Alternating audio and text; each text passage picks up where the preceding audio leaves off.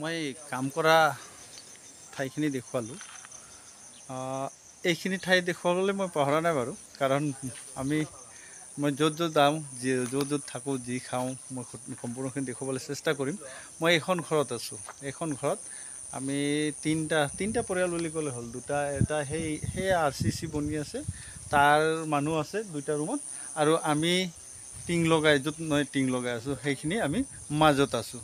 তো এইখিনি ঘৰত একেবাৰে পানীৰ ব্যৱস্থা থকা খোৱাৰ ব্যৱস্থা, ভিতৰত গেছ আদি ইত্যাদি কৰি সকলোখিনি আমাৰ যি ঘৰৰ মালিক তেখেতে আমাক যোগান ধৰিছে। লগতে বিজুলী ব্যৱস্থা আছে, আৰু আজি পানীৰ টেপটো ওপৰলৈ উঠাই মানে ধুনীয়াকৈ বনাই দিছে। এইখন চাংঘৰত ওচৰত আনি দিছে। গতিকে বহুত সুবিধা, সঁচাকৈ থাকি খুব ভাল লাগিছে। আৰু ইয়াৰ যি পানী, সেয়া পানী খাই মই ঘৰত খুব কমকৈ পানী খাই আছিলোঁ, যাৰ কাৰণে মোৰ পেটৰ প্ৰব্লেম হৈ আছিলে। আৰু ইয়াত পানী খাই খুব ভাল লাগে, আৰু খুব পৰিষ্কাৰ পানী, ফিল্টাৰ নকৰিলে হয়। পাইপৰ পানী বিনা ফিল্টাৰ নকৰাকৈ খাব পাৰি, আৰু সেই পানী খাই আপোনাৰ স্বাস্থ্যৰ কাৰণে খুব লাভৱান এয়া পানী খালে। আৰু মই দিনৰ ভিতৰত বহুত বেছি পৰিমাণৰ পানী খাওঁ। আমি ঘৰত থাকি যিমান নাখাওঁ তাৰ 4 গুণ পানী মই ইয়াত আহি খাই আছোঁ, যাৰ কাৰণে মোৰ পেটৰ বিষটো বা পেটৰ যি বাকী প্ৰব্লেমখিনিও অলপ কমি আহি আছে। ধন্যবাদ। মই এতিয়া আপোনাক ভিতৰলৈ গৈ দেখুৱাই আছোঁ আমাৰ যি ৰন্ধা বঢ়াৰ ব্যৱস্থা, তাৰপিছত আৰু কি দিছে আমাক ৰন্ধা বঢ়া আৰু খোৱা এই দুইটাই, সেয়া মই সম্পূৰ্ণখিনি দেখুৱাইছোঁ। Thank you. এইখিনি গাদ্দা দিছে থাকিবৰ কাৰণে, তলত মেট দিছে আৰু আঁঠুৱা দিছে। অলপ মহ লাগে, কাৰণ ইয়াত গৰম ঠাই এইখিনি। তো গতিকে ইয়াত আমি 3জন মানুহ ইয়াত। আৰু মই শাক কিনিছোঁ, আজি শাক খাম। তাৰপিছত কণীও আছে। ডক্টৰে মোক কণী খাবলৈ মানা কৰিছে, যাৰ কাৰণে মই কণী নাখাওঁ। ইয়াত কণী 4টা কণী ইয়াতে 2জনে খাব এয়া কণী। তো মই কণী নাখাওঁ, কাৰণ কণী আৰু মাছ, ঘিউ আদি বিভিন্ন 99% বস্তু মোক খাবলৈ মানা কৰিছে 100ৰ ভিতৰত। 1% খায়ে মই বাচি আছোঁ বুলি ক'ব লাগিব। আৰু আমাৰ যি ঘৰৰ যিজন মালিক নেকি, আগৰ ভিডিঅ'খনত মই দেখুৱাইছিলোঁ, বহুত ভাল। তেওঁক সঁচাকৈ মনত ৰাখিব লাগে, মনত আহিব তেখেতক। কিয়নো চাওক, এনেকৈ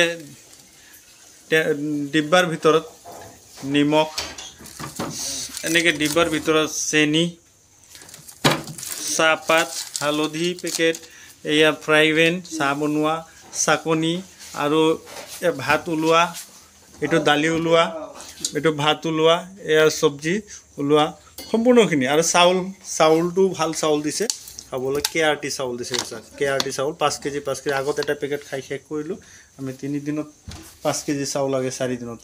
তো কুকাৰ দালিৰ কাৰণে, কিবা ভাজিৰ কাৰণে কেৰাহী দিছে, ডাঙৰ কুকাৰ দিছে ভাতৰ কাৰণে, আৰু গেছ দিছে, গেছৰ টেংকি, আৰু 2খনকৈ টিং দিছে, প্লাষ্টিকৰ বাল্টিং 2খনকৈ। আৰু মই আপোনাক দেখুৱাম যে আমাৰ আজি আকৌ যি ঘৰৰ মালিক, যিখন ঘৰত থাকি আছে সেই ঘৰৰ মালিকে এয়া টেপৰ ব্যৱস্থা একেবাৰে আমাৰ চাঙৰ ওপৰত টেপৰ ব্যৱস্থা কৰি দিছে। আগত সেই তলত আছিলে, আজি আকৌ একেবাৰে ওচৰত কৰিছে। আৰু এয়া হৈছে লেট্ৰিন বাথৰুম। তো তাৰ কাৰণে মই পুনৰবাৰ এইসকল লোকক মই ধন্যবাদ ক'ব বিচাৰিছোঁ। কোনো এজন ব্যক্তি আগৰ সেই চেপ্পা নহয়, আজিৰ আগৰ সেই বানা নহয়। এতিয়া নতুন চেপ্পা, নতুন বানা বুলি ক'ব লাগিব। কাৰণ আগৰ দিনত তেওঁসকলে বিভিন্ন কাজিয়া পেচালত খুব আগ্ৰহ আছিল। কিন্তু আজি আপুনি অপেনকৈ আমি ঘূৰি আছোঁ, কোনো কাজিয়া পেচাল নাই, কোনো প্ৰব্লেম নোহোৱাকৈ আমি ঘূৰি ইয়াত কাম কৰি আছোঁ। বিভিন্ন ঠাইত গৈ মই বিভিন্ন ভিডিঅ'ও বনাই আছোঁ। কোনেও উল্টা ধেমালি কৰিছে মোৰ লগত, কিন্তু কোনো বেয়া কথা কোৱা নাই। Thank you. আৰু আগৰখন ভিডিঅ'ত মই উল্লেখ কৰিছোঁ যে চেঞ্জ অফ অৰুণাচল, কিন্তু এয়া চেঞ্জ অফ অৰুণাচল নহয়। আজি ক'ম যে শান্তিপ্ৰিয় মানুহ, আৰু শান্তিপ্ৰিয় আৰু মানৱতা থকা মানুহৰ অৰুণাচল। Thank U. এয়া আমাৰ কমেডিয়ান টিং মিস্ত্ৰী। কেৱল তেওঁৰ কাম হৈছে ঘৰৰ টিং লগোৱা। যেই ধৰণৰ ডিজাইন নহওক, যেনেকুৱা ধৰণৰ ঘৰ নহওক, তেওঁ পাৰ্গত। গতিকে আমি তেওঁক হায়াৰ কৰি আনিছোঁ বঙাইগাঁৱৰ, সুদূৰ বঙাইগাঁৱৰ পৰা বানা 3 কিলো এখন ঘৰৰ টিং লগাবৰ কাৰণে হায়াৰ কৰি আনিছোঁ। কাৰণ ইয়াত বহুত কটাকটি বিভিন্ন ডিজাইনৰ ঘৰ।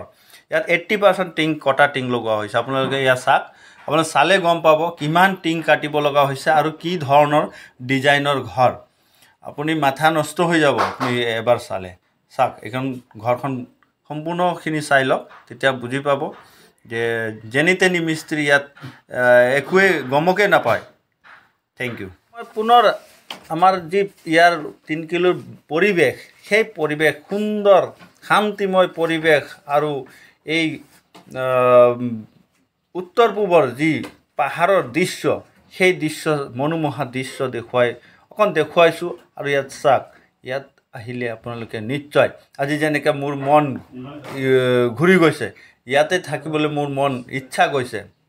আপোনালোকেও আহিলে ইমান শান্তিময় ঠাই, ইমান মনোমোহা দৃশ্য, ইমান প্ৰাকৃতিক দৃশ্য, বিভিন্ন ফল মূলেৰে ভৰা এইখিনি ঠাইত আহিলে আপোনালোকেও নিশ্চয় যাব নিবিচাৰিব। এয়া হৈছে অৰুণাচলৰ প্ৰাকৃতিক দৃশ্য। গতিকে এই দৃশ্যত মোৰ মোহিত হৈ মই বিভিন্ন ঠাই ফুৰি আছোঁ আৰু বিভিন্ন ঠাইৰ আপোনালোকক দেখুৱাবলৈ চেষ্টা কৰিছোঁ। এই পাহাৰবিলাক চাওক, আৰু ইয়াত নতুনকৈ ব্ৰিজ বনিছে, সেই ব্ৰিজো দেখুৱাম। আৰু এয়া হৈছে 1 কিলো। মই এইখিনি ঠাই দেখুৱাবলৈ আপোনালোকক ইমান ৰ'দত মই ইয়ালৈকে আহিছোঁ। আৰু আপোনালোকে চাই যদি ভাল লাগে নিশ্চয় ঠাইখিনিৰ বিষয়ে কমেণ্ট কৰি জনাব আৰু লাইক আৰু শ্বেয়াৰ কৰিবলৈ নাপাহৰিব প্লিজ। আৰু মই এনেকৈ আৰু বিভিন্ন ভিডিঅ' মই বনাই গৈ থাকিম, আপোনালোকে চাব। আৰু যি ৰাস্তা, এই ৰাস্তা চাওক, একেবাৰে অসমৰ ৰাস্তাৰ দৰে বহল আহল বহল। এতিয়া আৰু সেই আগৰ দিন নাই আৰু আগৰ সময় নাই য'ত নেকি এখন গাড়ী এই সৰু ৰাস্তাতে লিংলিঙীয়া ৰাস্তা দি অহা যোৱা কৰি আছিলে, আৰু সেই ৰাস্তা আন এখন গাড়ী আহিলে ক্ৰছ হওঁতে বহুত কষ্ট হৈছিলে। এতিয়া ডাঙৰ ৰাস্তা আৰু বিনা দ্বিধাই দুটা তিনিটা গাড়ী একেলগে যাব পাৰে। তো যদি ভাল লাগিছে মোৰ ভিডিঅ'খিনি চাই আৰু যি এই প্ৰাকৃতিক দৃশ্যবোৰ চাই, তেনেহ'লে নিশ্চয় আপোনালোকে কমেণ্ট কৰিব। এই দৃশ্যবোৰ চাই যদি ভাল লাগিছে, পুনৰবাৰ মই কৈছোঁ, কমেণ্ট কৰিব আৰু শ্বেয়াৰ এটা কৰিবলৈ নাপাহৰিব। মোৰ ব্লগটো হৈছে লোকৰা ব্লগ 78। আপোনালোকে যদি নতুন মোৰ ভিডিঅ'খন চাই আছে নতুনকৈ, তো প্লিজ মোৰ এই চেনেলখন ছাবস্ক্ৰাইব কৰিব আৰু মোৰ একবাৰ হ'লেও শ্বেয়াৰ কৰিব। Thank U.